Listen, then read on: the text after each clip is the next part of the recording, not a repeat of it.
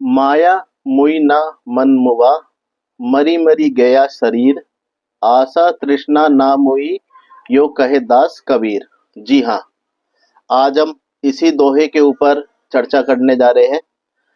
कबीर दास जी की गहरी आध्यात्मिक सोच और जीवन का दर्शन प्रस्तुत करता है यह दोहा। तो आज हम इस दोहे का अर्थ, इसकी पृष्ठभूमि और साथ ही साथ इससे मिलने वाली शिक्षा पर विस्तार से विश्लेषण करने की कोशिश करेंगे। तो चलिए, सबसे पहले हम इस दोहे की पहली पंक्ति के अर्थ के बारे में आपको बताना चाहेंगे। माया मुई ना मन मुआ, मरी मरी गया शरीर। यहाँ कबीरदास जी बोल रहे हैं कि माया, बल्कि दुनिया की मोह माया का वश नहीं रहा, मन भी उससे प्रभावित होकर मारा गया, अर्थात माया की चाह और मोह से मन की निःस्पृहता नहीं रही। शरीर भी मृत्यु के साथ मर चुका है। आशा तृषा ना मोई, यो कहे दास कबीर। आशा बल्कि आशाएं, तृषा बल्कि इच्छाएं, इनका भी अंत नहीं हुआ। कबीरदास जी कहते हैं कि इन इच्छाओं का अंत नहीं हुआ है। तो सारांश में इस दोहे का जो अर्थ बैठता है, कबीरदास जी कहते हैं कि माया और मोह की दुनिया से मन और शरीर दोनों का अंत नहीं हुआ है। मन अभी भी इच्छाओं और मोह से बंधा है और शरीर मृत्यु के बाद भी अपने अस्तित्व में है। इस दोहे का जो गहरा अर्थ है वो बहुत ही अच्छे तरीके से कबीरदास जी ने कहने की कोशिश करी है।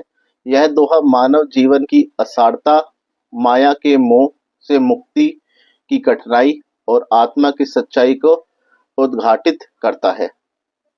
कबीर जी यहाँ यह कह रहे हैं कि माया की ममता और मोह का अंत नहीं है। मन अभी भी इच्छाओं के वशीभूत है। शरीर का मरना केवल बाहरी बदलाव है। भीतर की आत्मा अभी भी मोह और आशाओं से बंधी हुई है। यह विचार हमें यह समझाने में मदद करता है कि मृत्यु के बाद भी यदि मन में इच्छाएं, मोह और आशाएं जिंदा रहती है तो जीवन का वास्तविक अर्थ अभी भी अधूरा है। कबीर जी का जीवन दर्शन और उसकी शिक्षा। कबीर जी का जीवन दर्शन मुख्य रूप से आत्मा की मुक्ति, माया से विमुक्ता और साधुता पर केंद्रित है।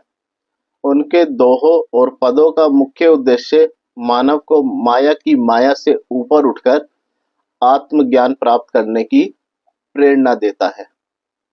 माया और मोह का अर्थ। माया का अर्थ है संसार की भौतिक मोह माया। यह मोह व्यक्ति को सांसारिक वस्तुओं, सुख, लक्षणों और इच्छाओं में उलझा देता है। कबीर जी के अनुसार यह मोह माया आत्मा को जन्म जन्मांतरों में फंसाए रखता है। जीवन मृत्यु का सत्य। सांसारिक मृत्यु को कबीर केवल एक बाहरी परिवर्तन मानते हैं। आत्मा अमर है और मृत्यु का भी अंत नहीं है। यदि इच्छाएं और मोह अभी भी जिंदा है तो आत्मा की मुक्ति संभव नहीं है। आशा और तृष्णा का अंत। जी हाँ, इच्छाएं और आशाएं मानव जीवन की अनिवार्य कमजोरियां है। इनसे मुक्ति ही मोक्ष का मार्ग है।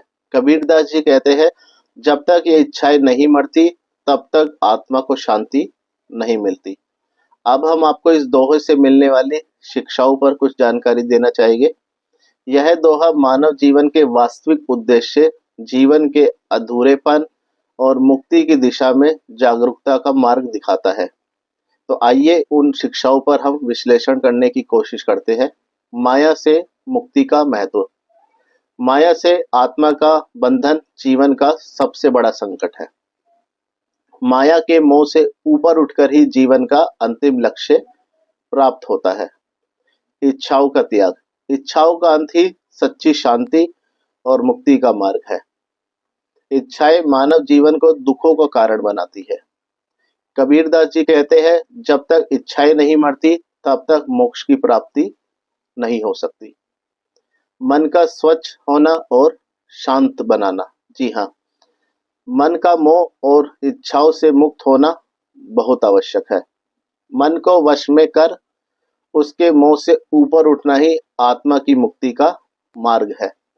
मृत्यु का सही अर्थ समझना। मृत्यु का बाहरी अर्थ केवल शरीर का मरना है, आत्मा की मृत्यु नहीं होती।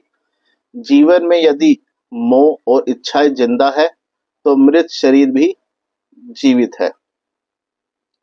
जीवन का वास्तविक लक्ष्य सांसारिक वस्तुओं, सुख दुख, इच्छाओं में उलझे रहने की बजाय आत्मा की खोज करनी चाहिए, ऐसा कबीर जी का मानना है।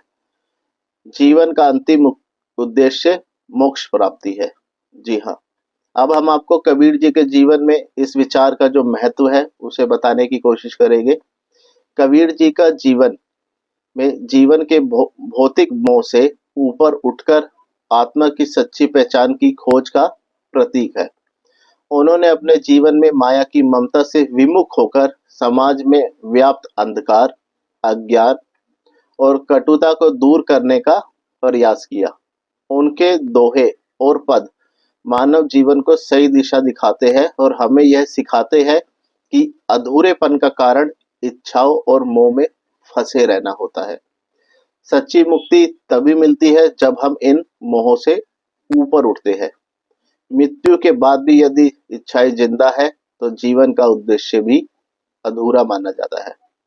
तो इस दोहे का जो निष्कर्ष निकलता है तो कबीरदास जी का यह दोहा हमें यह सिखाता है कि माया और मोह का अंत करना जीवन का असली उद्देश्य है। आशाएं और इच्छाएं मृत्यु के बाद भी जीवित रहती है यदि इनका अंत ना किया जाए तो। आत्मा की शुद्धि और आत्मज्ञान ही अंतिम लक्ष्य है।